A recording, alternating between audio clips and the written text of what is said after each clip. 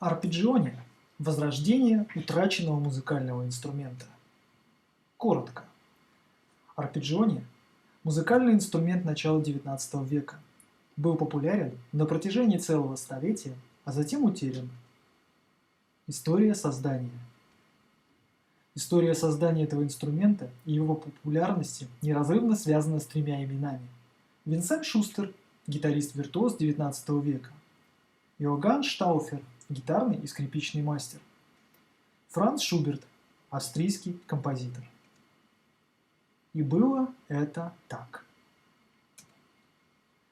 Иоганн Штауфер – один из самых известных гитарных мастеров XIX века. Новатор, экспериментатор, конструктор. С его именем неразрывно связано появление венской гитары, да и вообще гитары в ее нынешнем виде. Одним из его учеников и последователей был Кристиан Фредерик Мартин, основатель Martin & Company. Сравните модель Штауфера и модель Martin & Company 1836 года. Найдите отличия. Если вы присмотритесь к этапам формирования формы головки грифа современной электрогитары, то вы обнаружите, что ее формой мы также обязаны Штауферу.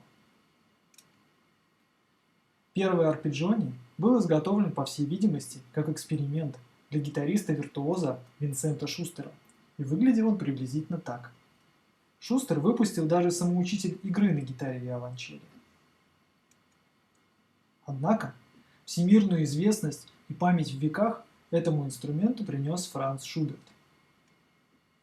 Франц Шуберт – австрийский композитор, один из основоположников романтизма в музыке, автор приблизительно 600 вокальных композиций на слова Шиллера, Гёте, Кейна и других, 9 симфоний, 8-я, самая известная, называется «Неоконченная», а также большого количества камерных и сольных фортепианных произведений. Произведения Шуберта входят в число самых известных образцов музыки периода романтизма. Одним из самых известных произведений Шуберта является «Аве Мария».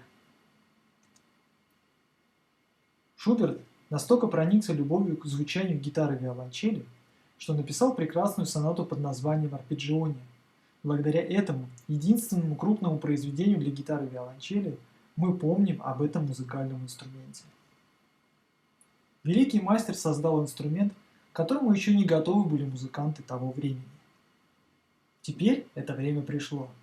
20 век стал трансформационным для музыки. Появилось и укоренилось огромное число новых музыкальных инструментов. И этот процесс продолжается. Появились электромузыкальные инструменты, синтезаторы.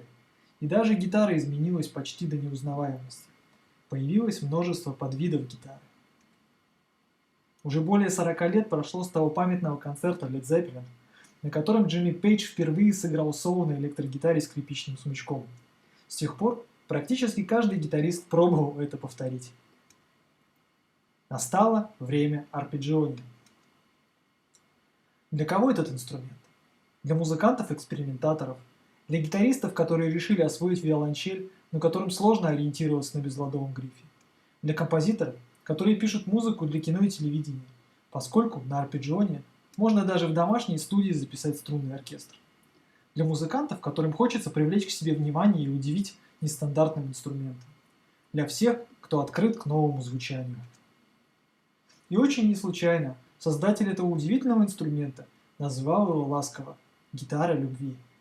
Звук его очень лиричный и ни на что не похожий.